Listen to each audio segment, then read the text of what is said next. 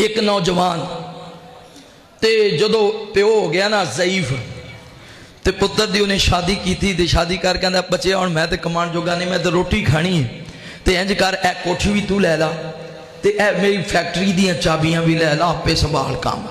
इवें ही हुंदा ना जदों ज़ईफी वाले ते पुत्र नूं आंदा तू जान यार तेरा काम जान, उन्हें पुत्र आपे संभाल सारा काम। उन्हें ठीक है अबू जी, काम संभालने लग गया, बड़ा उरूज मिलिया, बड़ा उरूज मिलिया।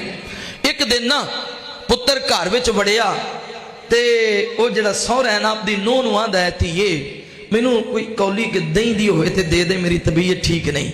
उन्हें आखिया बाबा दही दुही कोई नहीं घर च, तू वो शाही मंगना जिहड़ी घर च होवे ही ना, घर च दही कोई नहीं। हुण उहदे खावंद ने सुन लिया मेरी बीवी मेरे बाप नूं दबके मार रही। वो चुप करके अंदर आया, उन्हें बीवी नूं पुछया अंदर जाके कमरे च भी भला मेरी ना तबीयत नहीं ठीक है, भला घर च दही है? वो छेती नाल गई, उन्हें कोला भर के लिया। उन्हें आखिया होर भी लैनी है तो पई है, होर भी लैनी हो तो पई है, कोई मसला मैं सदके वारी जावा, मेरे खावंद नूं होया की है? उन्हें वो दही का प्याला पकड़िया तो लैके प्यो को चला गया। उन्हें लै अबू आ दही खा, आप बाहर निकल गया। शाम आया ना वापस, उन्हें अबू मैं तेरा रिश्ता लभ लिया, तेरी शादी 2-4 दिन जी। उन्हें 2-4 दिन अबू की शादी करके ना ते घर आया तो बीवी नूं आंदा कपड़े शपड़े सारे बन ला। उन्हें खैर है, उन्हें आखिया अबू की हो गई शादी, एक घर है अबू का, एक घर है अबू का। उन्हें आखिया आपां कित्थे जावांगे? उन्हें आखिया आपां रेंट ते जावांगे, रेंट का मकान लवांगे, साडा मकान नहीं, ये अबू का घर है। उन्होंने दे होश ही उड़ गए। उन्हें आखिया चल कोई गल नहीं, 4 दिन औखे भी गुजारने पे, घर ते अपना बन जाएगा। मेरा खामन जेड़ा है इन्नी वड्डी फैक्ट्री का मालिक जो है, जदों घर गए ना अगले किराए दे घर रात रहे, सुबह ड्यूटी का टाइम होया, वो बेली सुता है, बीवी ने उठाया उठ चल ड्यूटी ते जा। उन्हें काहदी ड्यूटी? उन्हें फैक्ट्री नहीं जाना। उन्हें आखिया फैक्ट्री ते अब्बे दी सी, फैक्ट्री भी अब्बे दी सी ते घर भी अब्बे दा सी। आपां ते दिहाड़ियां करनियां ने, आपां ते मजदूरी करनी है। हथ बन के खड़ो गया, मेरे को गलती हो गई, मेरे को गलती। उन्हें एक दही का प्याला नहीं दिता। जेडे प्यो की कदर कराउंदे फिर इंज कराउंदे ने, माँ बाप की कदर। वो वाकया याद नहीं नबी पाक सल्लल्लाहु अलैहि वसल्लम दा,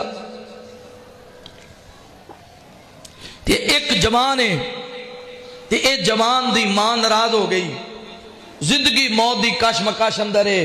रे अब्दुल वकील साहब, जिंदगी मौत दी कशमकश अंदर है, एदी रूह परवाद नहीं हो रही। ते मेरे नबी पाक आ गए, मां को पूछया इनू की होया? उन्हें आख्या मैं दिल नाराज हाँ। मेरे नबी फरमाते ने क्यों नाराज है? आखिया इस वजह तू नाराज हाँ, नूह दे आखे लग के मैनू जुतियां मारदा है, नूह दी आखे लग के मैनू घूरियां पांदा है, नूह दी आखे लग के मैनू तंग करदा है, नूह दी आखे लग के मेरे ते गुस्सा करदा है, मैं नहीं इहनू माफ करना। मेरे नबी फरमाते ने माफ कर दे। उन्हें मैं नहीं करना। मेरे नबी फरमाते ने जाओ मेरे साहबा जंगल विचों लकड़ा लैके आओ। लकड़ा नू की करना जे? फरमाया अग जलानी, अग जला के नू अग च सुटांगे ताकि इहदा जल जाए, इहदी रूह परवाद हो जाए। ते मां हुंदी है ना। उन्हें आख्या नहीं सोनिया, मेरे पुत्र नू अग विच ना सुटिया जे, मैनू माफ कर दिता है, मैनू माफ कर दिता है। साडे हाँ ऐसा दौर आया है, पिछले दिनों के अंदर तुसी वीडियो वेखी, 2 भरा प्यो नू मार मार के धक्के दे दे के टुटे मार मार के उहदी जमीन चो बाहर सुट दे, जा चला जा, तेरी जमीन नहीं साडी जमीन है। ए 2-4 दिनों का वाकया है।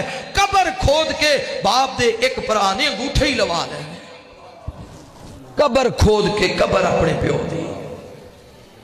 ऐसा दौर आ गया। इमाम कायनात जनाबे मुहम्मद रसूलुल्लाह सल्लल्लाहु अलैहि वसल्लम मेरे पैगंबर जदों मक्के आए, आपने वेख्या हजरत अबू बकर सिद्दीक कह दो रदी अल्लाह ताला, हजरत सिद्दीक अकबर जदों आए ना ते आपने मोढ़ियां ते अपने प्यो नू चाया। मेरे नबी फरमाते ने अबू बकर मैनू कह दिंदा, मैं उथे ही आके तेरे प्यो नू कलमा पढ़ा दिंदा। ऐसी ताबेदारी, ऐसी फरमा बरदारी। दौरे जहलीयत के अंदर भी लोग अपने माँ बाप की ताबेदारी करते सन कि नहीं? हुण इलम आ गया, उदों इलम कम सी ते अदब ज्यादा सी, हुण इलम बड़ा है पर अदब। बाप औलाद दा रिश्ता वखरा हुंदा ए,